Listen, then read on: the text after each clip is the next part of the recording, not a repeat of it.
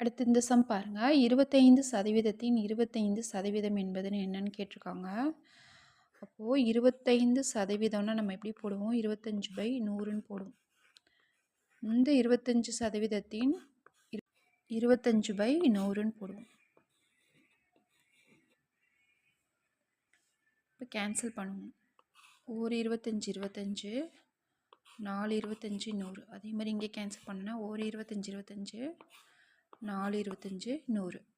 இப்போ என்ன கிடைக்கும்? 1/4 இன்ட்டு 1/4ன்னு கிடைக்கும். 1/4 டிவிஷன் பண்ணோன்னா நமக்கு என்ன கிடைக்கும்?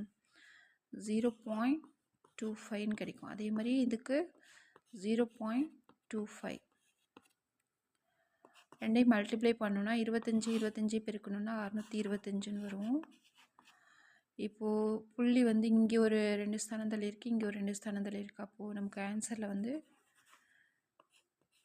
0.0625 4 ஸ்தானம் தள்ளி புள்ளி வருமா? அப்போது 0 சேர்த்துட்டு 625.